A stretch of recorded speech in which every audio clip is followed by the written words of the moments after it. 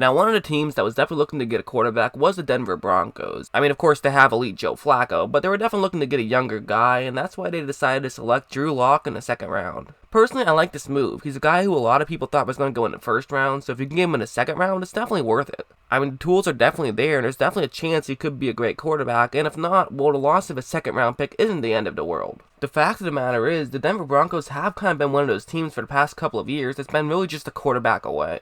I mean, they won a Super Bowl with the corpse of Peyton Manning, and while their defense definitely isn't as good as it was that year, they still have a very solid defense and tools on offense. But they do need a quarterback, and Drew Lock is definitely a guy who could be very good. Like on this play, for example, it's going to be a cover 3 zone, and what Missouri is going to do here is they're going to basically have a fake to the top half of the screen as though it's going to be a run. They're going to send that tight end over to the top half of the screen, and they're also going to fake as though it's going to be a run to the top half of the screen. So they're basically trying to fool the opposing players into thinking that it is going to be a run in that direction. So because of all this, Missouri is only going to have 2 receivers running routes, and they're both deep routes. So this now means that Lock is definitely going to have to be very patient with this. He can't try to hurry things, he's going to have to very much take his time. But that's going to be exactly what he does. Notice how long he waits until making that throw, and then notice how quickly he makes that throw once he decides he is going to throw the ball. A lot of guys would try to rush it the second they think they might have a guy open, but Lock knows he has time and knows his receiver is going to get more open the longer the play goes on for. Also, one thing I found fascinating was how much on a line that throw was. I mean, he did not get much air onto it at all, which typically I would like a little bit more air. However, when you have a receiver that open, sometimes you do want to just get the ball to him as quick as possible. That is something I've noticed a bit, is how often he will make those throws on a line, and I'm not even sure if I would qualify them as a bad thing. It's definitely something I've noticed, and it's probably something that you probably shouldn't do as often. I do think you want to get a little bit more air onto it. However, again, if you can make the throw and complete the pass, well then who cares? Missouri like to run a lot of play action, and this time they're going to do that again. This time it's going to be man coverage though, so it's not going to have quite the same effect as it does in zone.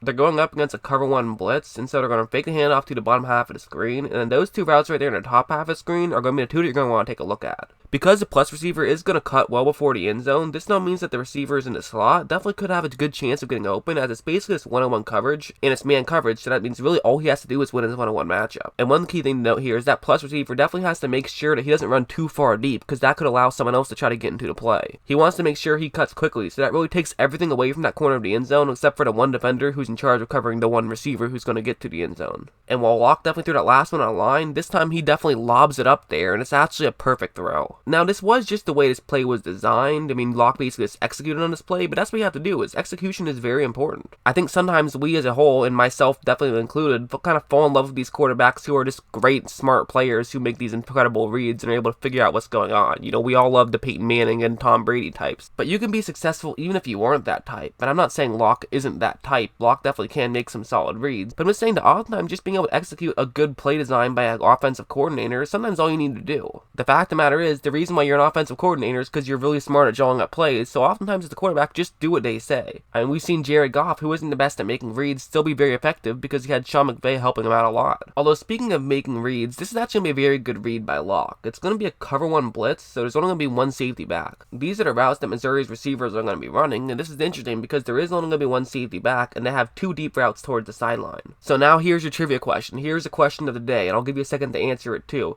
is where should he try to throw it to? Should he try to throw it to the receiver on the top half of the screen who's running closer to the sideline, or should he throw it to the slot receiver on the bottom half of the screen who's a little bit farther away from the sideline? Well, you might say get it to the guy on the sideline because he's going to be farther away from the safety who's deep. However, that's not what you should do, and the reason why is because look at where that safety is. He's basically right now in the dead center of the screen. However, the ball is getting snapped on the hash marks on the bottom half of the screen, so he's farther up to the top half of the screen than to the bottom half of the screen in terms of where the ball is going to be snapped. So even though the receiver on the bottom half of the screen is running farther away from the sideline, so it's not going to be as far away from that safety, he still is currently farther away from that safety because the safety has to work over to try to get back before this ball is going to be snapped. He also again throws it a bit more on a line, and this is a bit more excusable. However, this could have actually been a touchdown if it was a perfect throw. Granted, that would have had to take an absolute perfect throw. You can't blame someone for not doing that, but if he lobbed it up a little bit more, the receiver might have been able to catch it in stride and then continue running all the way. Again, that is risky because there is a safety deep, so if he lobs it up too much, the safety could run over and get into the plays, so he can't do whatever he wants. But the safety was farther away, play, so he didn't have to throw it on that much of a line. He could have definitely put some more air into it, but again, he got the completion. It was 3rd down and 6 and they got a big gain, and sometimes you have to just make sure you get the first down more so than try to get a touchdown. That's kind of one of the things I've noticed about Locke. He has a big arm and is definitely an NFL level talent, but sometimes he can be a little bit inconsistent, especially with the touch he has on that ball. He can occasionally do it perfectly, however that's kind of where his inconsistency is the most common. One of the things that I really like about Locke is actually his patience. I feel like he does a very good job of waiting until the receiver is going to be the most open and then making a throw. Of course, doing that means you have to be able to make reads as well. Like on this one, for example, it's going to be a cover 2 zone, and those are the routes that his receivers are going to be running. So since there are going to be 2 receivers that are each going to be running routes into the 2 zones right there on each side of the screen, this now means that a tight end who's running a route basically straight up the middle could actually get pretty well open. But of course, Locke is going to have to wait this one out. He can't just throw it there instantly, obviously, because he has to wait for him to get into that gap in coverage, so look at his patience on this play. He's simply just going to fake the handoff, wait, and then at the last second make a throw. Throw was a bit high, but it wasn't too high, and it still resulted in a touchdown. So definitely a great play from Locke on that one, and a great read and great patience. Just all around really good play from Locke. I also thought that just shows how good of arm talent he has, but the way he basically just flicked his wrist and was able to go all the way for where he wanted to go very quickly. He's the type of guy that can make every throw, and in NFL you have to be able to make every throw if you're going to be successful. Another thing you probably noticed in that one is he does have an ability to get that ball off very quickly. He can have a very quick release at times, and this next play will probably be a better example of that. He's going up against a cover 2 zone,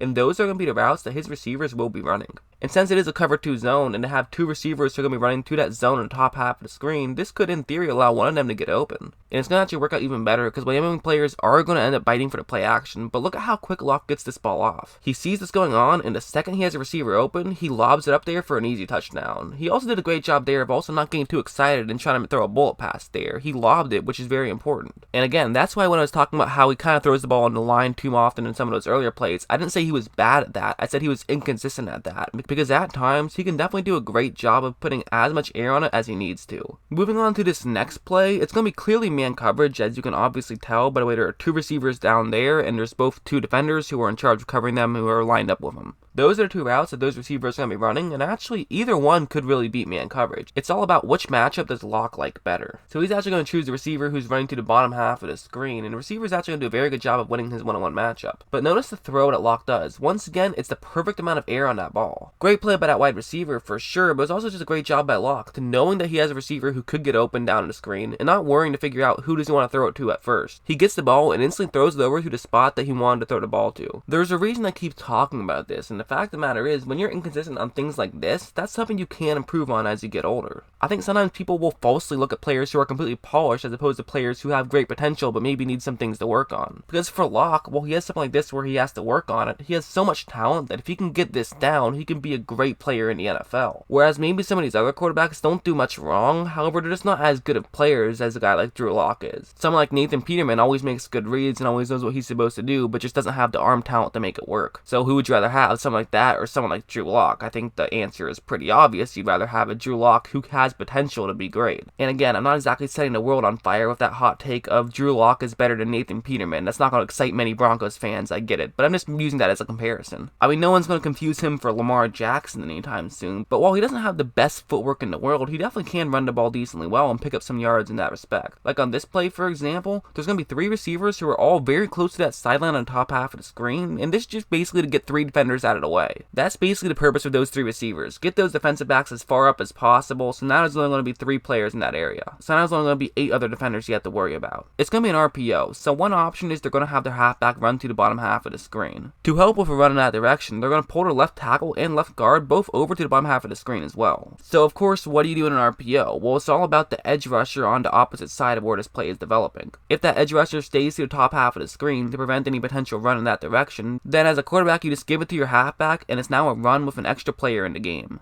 However, of course, if the edge rusher just crashes in to try to make sure he stops the run, then as a quarterback, you keep the ball yourself, get around the edge rusher, and try to run through the top half of the screen to get into the end zone that way. So now if you're Locke, what do? You basically fake the handoff and then try to run through the top half of the screen, and it's going to be speed. Speed is going to be what's really important here for Locke. It's going to be all about can he get there quick enough, and the answer is going to be absolutely yes. That's a good play from Locke for 2 reasons. First of which is he just has that speed and is able to get up there and get into the end zone, but another thing is he just made the read correctly. I mean, it's an RPO, although not really, because really you're never going to pass the ball on that one. It's really just a straight up option play. But the option is key there. He has to figure out which option he needs to choose. He chose the right one, and that's what led to a touchdown. So those are the positives of Locke, but now I want to get into some of the negatives of Locke. And the first one is going to be something I've already touched on a bit in this video, but now I want to show an example of why it can be effective. If you take a look, it's going to be a cover one hole, and those are going to be the routes that Missouri's receivers are going to be running. So again, you can kind of take your pick on which receiver you want to hit on one of those sideline routes, and what Locke is going to look for is that receiver right there on the bottom half of the screen.